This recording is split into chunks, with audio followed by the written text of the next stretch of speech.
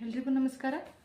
ಸ್ನೇಹಿತರೆ, ನಾವು ನಮ್ಮ ಮಕ್ಕಳಿಗೆ ಸದೃಢವಾಗಿ ಬೆಳಿಬೇಕು, ಸಮೃದ್ಧಿಯಿಂದ ಜೀವನ ಮಾಡಬೇಕು, ಸಂತೃಪ್ತಿಯಿಂದ ಇರಬೇಕು ಅಂತೇಳಿ ಎಲ್ಲ ಫೆಸಿಲಿಟೀಸ್ನೂ ಕೊಡ್ತೀವಿ.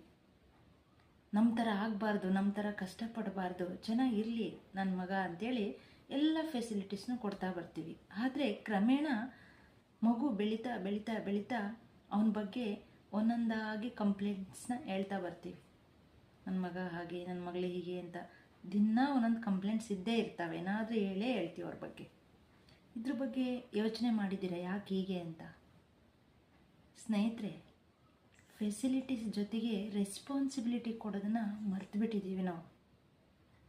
ಮಕ್ಕಳಿಗೆ ಯಾವ ವಯಸ್ಸಿನಲ್ಲಿ ರೆಸ್ಪಾನ್ಸಿಬಿಲಿಟಿ ಕೊಡಬೇಕು ಅನ್ನೋ ಅರಿವು ಪಾಲಕರಿಗೆ ಇರಬೇಕು. 0 to 6 ಇಯರ್ಸ್ ಯಾವ ಥರ ಇರಬೇಕು, 6 to 12 ಇಯರ್ಸ್ ಯಾವ ಥರ ಇರಬೇಕು, ಟೀನೇಜಲ್ಲಿ ಯಾವ ಥರ ಪೇರೆಂಟಿಂಗ್ ಇರಬೇಕು, ಎಲ್ಲದ್ರ ಬಗ್ಗೆ ಅರಿವಿದ್ದರೆ ಆ ಮಗುಗೆ ನಾವು ಎಲ್ಲ ರೀತಿಯದು ಫೆಸಿಲಿಟೀಸ್ ಮತ್ತು ರೆಸ್ಪಾನ್ಸಿಬಿಲಿಟಿ ಎರಡೂ ಕೊಡ್ತಾ ಬರ್ತೀವಿ. ನಮಗೆ ಗೊತ್ತಿಲ್ಲ ಅಂದರೆ ಬರೀ ಕಂಪ್ಲೇಂಟ್ಸ್ನೇ ಹೇಳ್ತಾ ಕೂತ್ಕೋಬೇಕಾಗತ್ತೆ ಸ್ನೇಹಿತರೆ. ಅದರಲ್ಲಿ ಆ ಮಗುದು ಏನು ತಪ್ಪಿದೆ ಹೇಳಿ ನೋಡೋಣ. ಅದಕ್ಕೆ ಸ್ನೇಹಿತರೆ, ಈಗ ಚಿಂತೆ ಮಾಡಿ ಏನು ಫಲ ಇಲ್ಲ.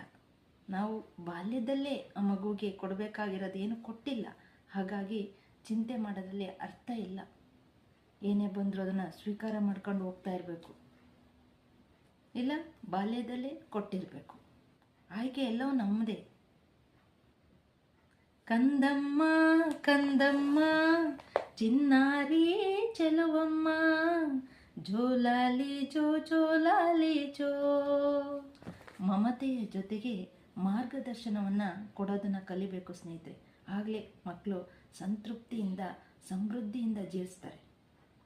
ಇನ್ನು ಮುಂದೆ ಮಾಡ್ತೀರಲ್ಲ. Thank you.